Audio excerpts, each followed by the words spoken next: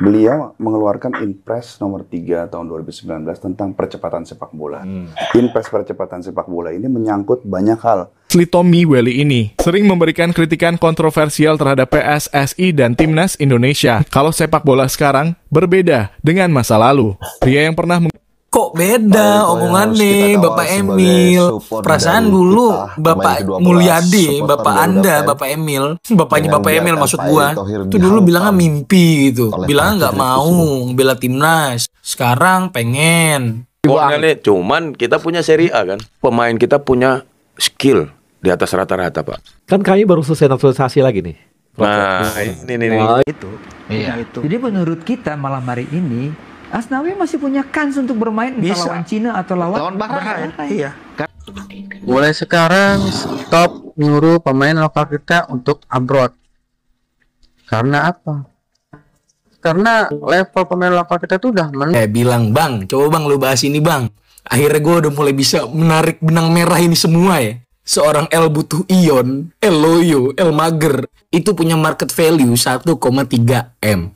Ini senilai dengan El Klemer, Rafael Strike 1,3 M. Coba ya kita berpikir secara logika ya. Lu sebagai sebuah tim. Sobat Garuda fan, mari kita satu padukan, satu nyalikan bahwa Timnas Indonesia akan terbang tinggi dengan sayap-sayapnya. Tentunya kalau sayap-sayapnya adalah dengan bagaimana usaha-usaha, kinerja-kinerja, kerja keras dengan silent operasinya juga oleh Pak Erick Thohir. Timnas Indonesia tentunya membuat negara tetangga ketar-ketir, membuat negara tetangga, negara rival khawatir dengan apa? Dengan pencapaian dari Timnas Indonesia saat ini yang sangat melesat.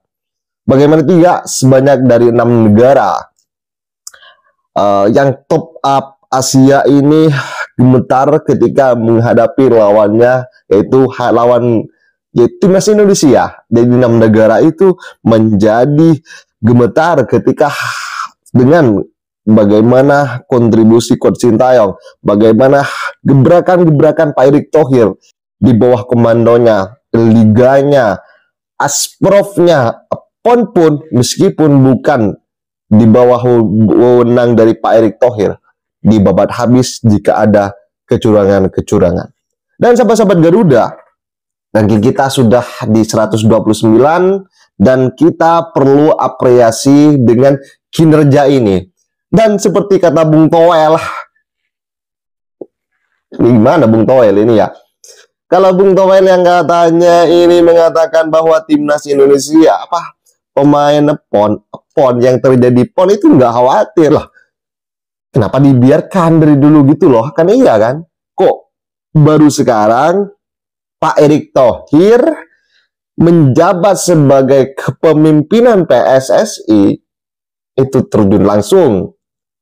Apa dulu Bung Toel, cawe-cawenya yang mengaku paling suka akamsi, paling suka bibit-bibit lokal. Itu kenapa? Kok diam? Seolah-olah nggak punya power, menjadi dirtek dan segala macam.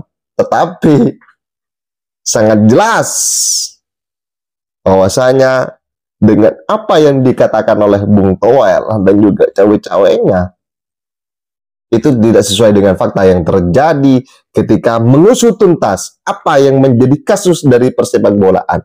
Dan sahabat Garuda, mari kita simak bersama dan ini mari kita patahkan para kritikus dengan pencapaian-pencapaian dari prestasi Coach Sintayong bersama Timnas Indonesia dan Pak Erick Thohir. Dan tentunya dari para pemain dari Coach Indra Sapri dengan pemain yang sudah dipanggil para pemain muda ini dengan segala macam ya. Jen Raven tentunya menjadi harapan besar, semoga Jen Raven bisa berkontribusi besar dan juga Coach Nova Arianto bisa meraih hasil yang positif. Dan tanggapan kalian silahkan ditulis di kolom komentar. Mari kita simak bersama. Kan yang sebenarnya yang kita lakukan ini kan memulangkan anak-anak Indonesia yang pergi kembali ke tanah air. Dan mereka mau. Nah, kalau menurut Mas Sabto pro kontra, tapi harus kita bahas juga nih. Supaya clear. Ada yang bicara naturalisasinya kebablasan, ada yang bicara sepertinya serampangan untuk mengambil begitu banyak pemain. Tapi kalau kita berkaca ke dulu, kan naturalisasi sudah dilakukan serampangan juga kalau zaman dulu, kalau boleh saya bilang. Begitu banyak pemain yang kita ambil, tapi apa hasilnya? Statement keluar dari bekas orang yang dipecat ini, kedutaan Belanda menyuratin PSSI. Saya bilang itu bohong. Nggak mungkin. Karena apa? PSSI nggak ada hubungan dengan kedutaan. Karena begitu ramai dibicarakan, terutama isu paspor itu tidak dikembalikan, isu mereka melanggar aturan atau segala macam yang dituduhkan. Tapi tadi kan Bang Hasan ini sudah state clear-nya seperti apa gitu.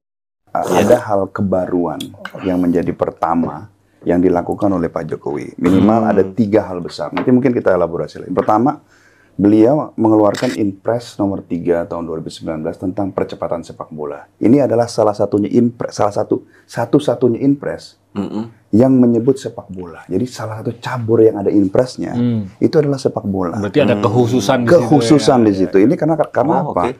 Karena memang survei 69% rakyat Indonesia dari menurut Ipsos itu adalah pecinta sepak bola. 2 dari 3 penduduk Indonesia itu pecinta sepak bola. 7 dari 10 itu pecinta sepak bola. Salah satunya bernama Bapak Presiden Joko Widodo. Inpres percepatan sepak bola ini menyangkut banyak hal karena mendorong semua kementerian bekerja sama dengan berbagai macam stakeholder, entah itu PSSI, FIFA, untuk mempercepat laju sepak bola Indonesia. Itu yang pertama. Itu udah dukungan dari, bukan hanya dari segi kebijakan, tapi juga pendanaan. Ya kan? Lalu kedua, yang menurut saya sangat penting untuk dicatat adalah di era Presiden Jokowi lah kita menghost Piala Dunia Junior pertama, yaitu Piala Dunia U17, ya, yang dilaksanakan di 4 kota. Ini menjadi suatu milestone karena ini kali pertama. Disinilah ini ada kesempatan bagi kita untuk meningkatkan standarisasi di segala hal, termasuk stadion, termasuk pelaksanaan, termasuk timnasnya, ekosistem bolanya lah. Ekosistemnya itu menjadi semakin terbangun, ya kan?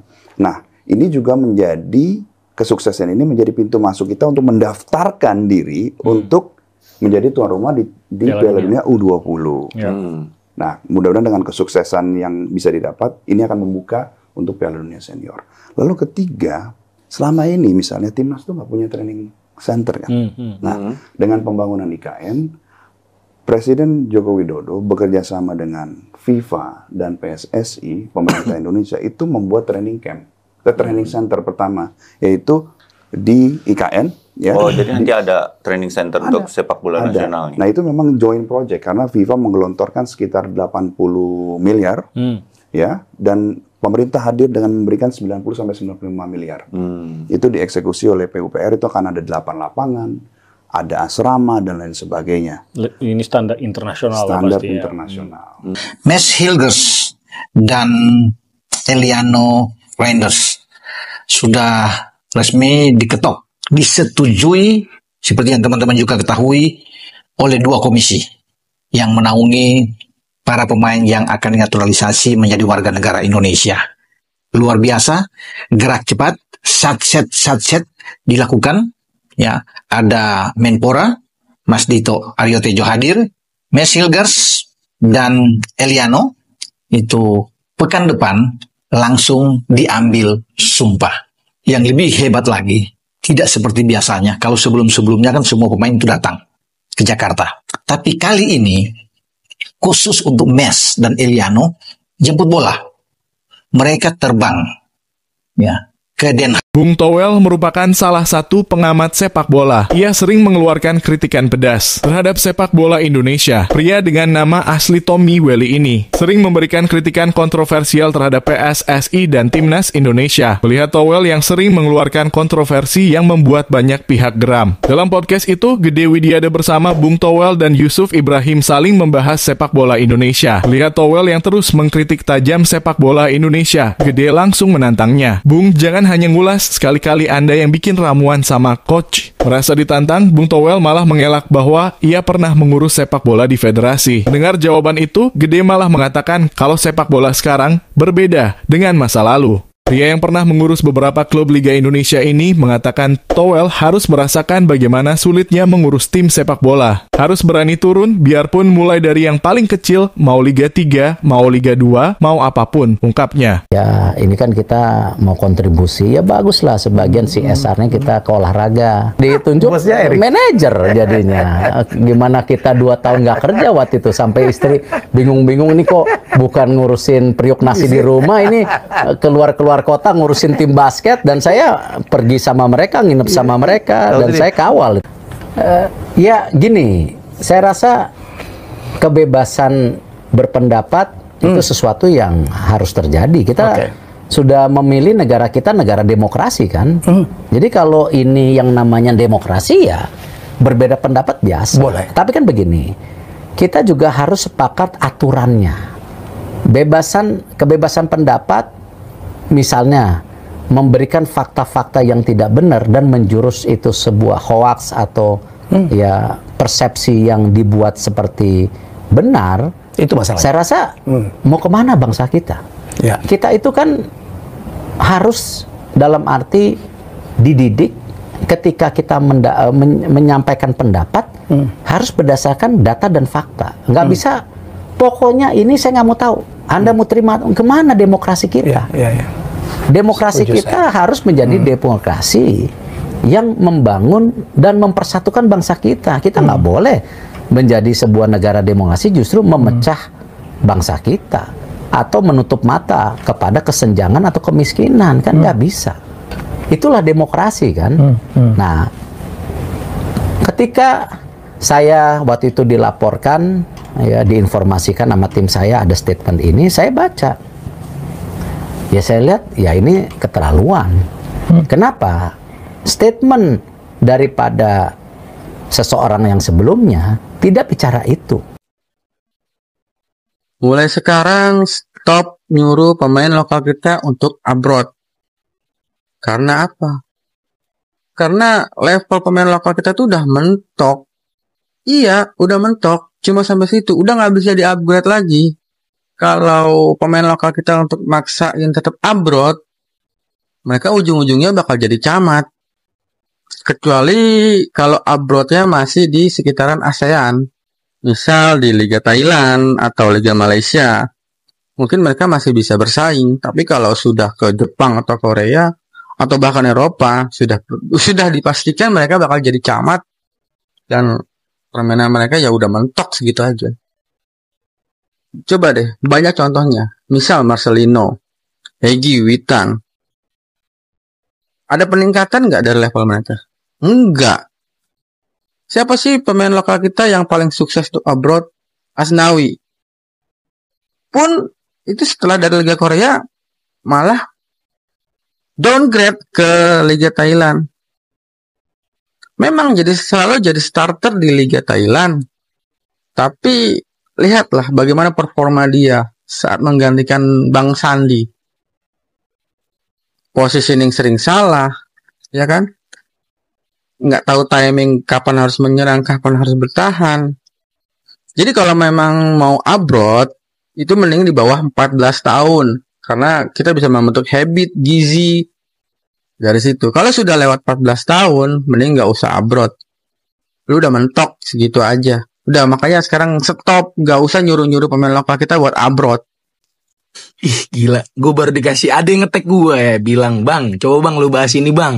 Akhirnya gue udah mulai bisa menarik benang merah ini semua ya. Seorang L butuh ion, L loyo, L mager, itu punya market value 1,3 M. Ini senilai dengan L Klemer, Rafael Strike 1,3 M.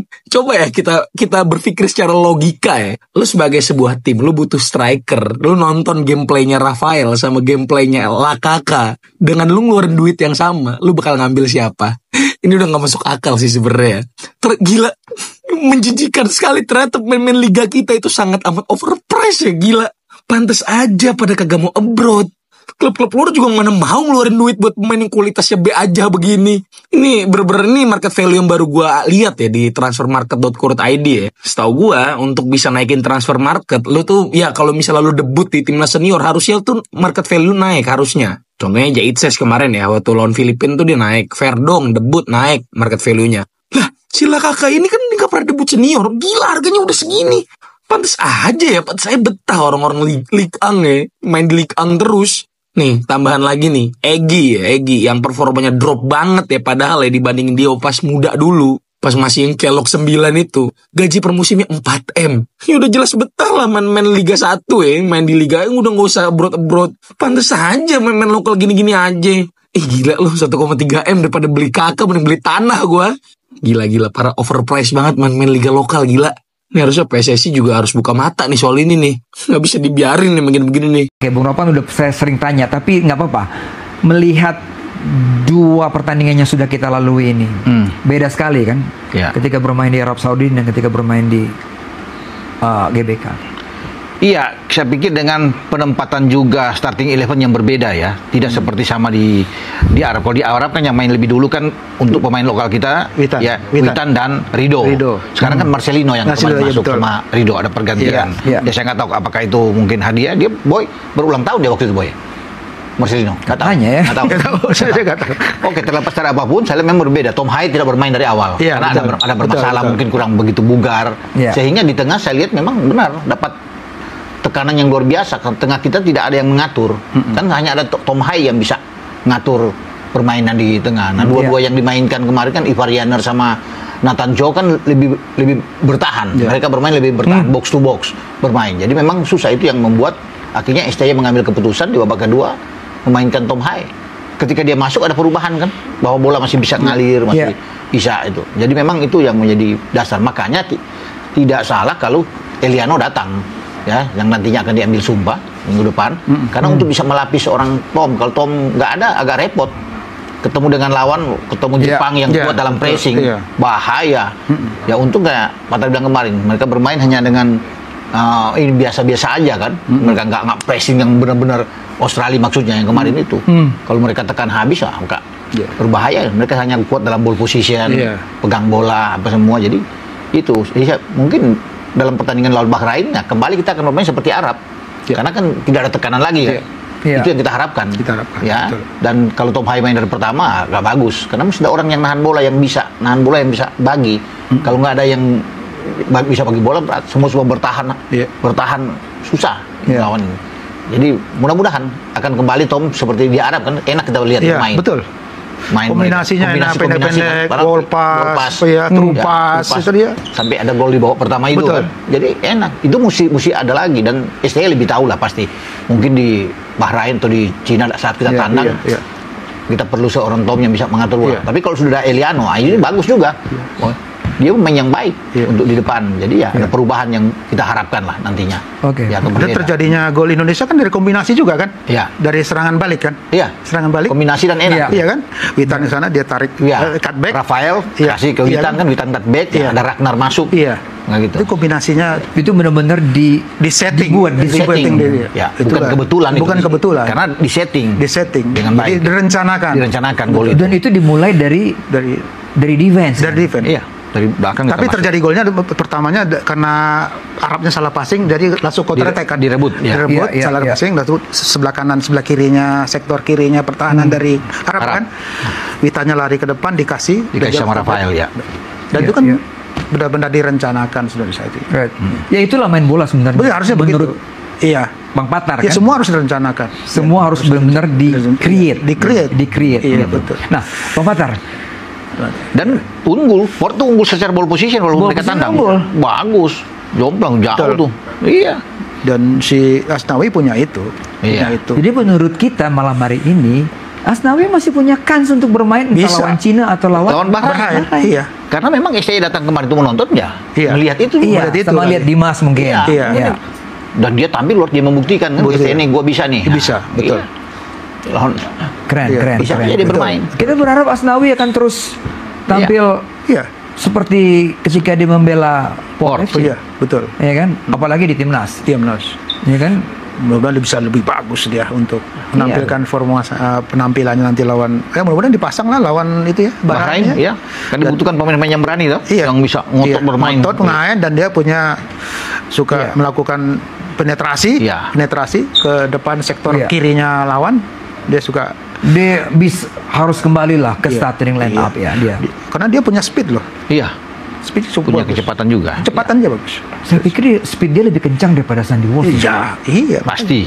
Ya, Kalau speed dia lebih lebih ini tenaga juga. Iya, tenaga. Lebih, cuman harus lebih efektif kali ya. Iya, dia main agak lebih efektif dia. Nah, Verdong. Nah, saya mau tanya tadi sebelum kita ngobrol, Bung Pater belikan hal yang berfungsi banget sih menurut gue, dan apakah akan semudah itu dia nembus di starting lineup? Gue sih agak ini juga meragukan kalau si Eliano Reinders ya, walaupun kualitasnya bagus. Ini Reinders nih. Ini si Reinders. Kayak Patinama juga ini ya, Patinama aja, Sein Patinama cadangan ya. Iya. Udah numpuk kan posisi tiga itu juga. Tapi kalau untuk Miss Hilgers jelas ini Hilgers yang di kanan itu. Ini pemain yang udah tampil di 20 konsisten ya, hampir nggak tergantikan juga. Pekan depan bakal lawan United di Old Trafford di Europa League. Siapa di 20? Ini Miss Hilgers ini. Gokil ini. Pemain utama. Pemain utama. Ratingnya di FIFA 74. Yang terbaik kan dia untuk pemain kita ini, dan menurut gue ini CM ya. Kalau yang Raiders back ya. Kalau yang Raiders baru dia agak versatile ya. Bisa di back kanan, bisa di semua kiri. posisi kecuali kiper. Kalau si Eliano Reinders itu kan, tapi kalau si first team. Dia Raffi Ahmad ya. Bisa sih. Emang yang dicari striker mungkin banyak kalau menurut gue yang di approach ya. Cuman tinggal gimana percepatannya, karena ada Sananta dan Dimas Derajat yang Saudi bawa, Oki Caraka juga, tapi emang belum sebegitu dipercaya sama Sintayong kan. Saya dari gaya bermain, ya kan. Tinggal nyari kalau ada di Liga Indonesia bagus. Kalau emang harus naturalisasi juga pun nggak masalah. Gitu si kan. Malik Rizaldi kemarin kan sempat beberapa gol kan di Liga 1. Iya. Dan bukan CF juga dia kan. Bukan CF. Sayap, bisa main striker gitu. Tapi tipenya Sintayong tuh jadi yang gimana sih sebenarnya? Kalau kata gua yang fluid. Kayak si Rafael Struijk bisa duet tandem sama si Orat Mangun. Kalau gua gitu nggak tuh. Lo ibaratin striker Eropa siapa di? Yang lagi di klub besar. Firmino mungkin. Kalau kata gua dari Nunes. Hah? Waduh. Pelari. Nunes kan nggak ada golnya juga, dikit. Lari-lari doang yang ada ntar. Ustaz gak, lihat sebelahnya senyum-senyum. Salting baper tuh dia. Baper. Nggak gitu dong, nggak baper. Ada kecil. Iya, tapi Jal, bewok usamanya Martin Pasnya terbikin lagi deh. Ya, Struijk nggak bisa dipungkiri memang membawa popularitas timnas kita jauh lebih oke. Di mata cewek-cewek. Di mata penonton wanita. Betul. Ya kan? Ya, oke, gue terima. Cuman walaupun yang baru dapat Arhan nih, ya kan? Di Liga Arhan kan dapat Zize. Ya kan, gengnya Zize cakep-cakep, bro. Ih, lo nggak tahu FVP ya? FVP lu apa sih di TikTok nih? FVP-nya beda nih. Kabel 100 Steve Harvey. Ya, kalau maksud gue kan akan. Cuman apakah nanti di kandang kita pasti kalah atau seri juga gitu? Belum tentu. Kita bisa kalau bisa mengobati kekurangan kita di goal getter, bisa menang lah. Gue rasa bisa gitu. Lawan Australia kalau kita nggak bikin error, bisa gitu. Nah, masalahnya bisa nggak di game-game yang selayaknya kita harus menang? Itu beneran menang juga. Bisa menang atau enggak gitu? Atau justru kejutan terjadi kembali kepada tim-tim yang non unggulan. Gitu. Menurut gua 1-2 itu bonus, 3-4 harusnya di tangan. Karena tim lain juga lagi melakukan perbaikan nih. Australia pecat pelatih. Iya, Australia udah pecat pelatih hari. Kan gue bilang. Fun fact. Efek apa? Pelatih ke-7 yang dipecat di era Sintayong. Setelah lawan timnas, dia udah pelatih ke-7. Vietnam. Sintayong tinggal mendapatkan 3 lagi jadi 10. Jadi pencapaian itu pencapaian. Terakhir Mancini nih, gue pengen dipecat Mancini. Mungkin kejadian. Bisa jadi dengan lu kalah sama Indonesia gitu kan. Saudi kalah sama Indonesia. Wah, lu gimana aja? Peringkat ya, kalau gue masih yakin di grup ini yang calculated loss itu Jepang sih menurut gue. Ini Jepang masih terlalu kuat, dan kalau ngeliat dari rating 3 kualifikasi ronde 3 terakhir, sebenarnya Thailand dan Vietnam itu kan juga pernah ikutan di level ini, dan mereka segrupnya itu sama persis.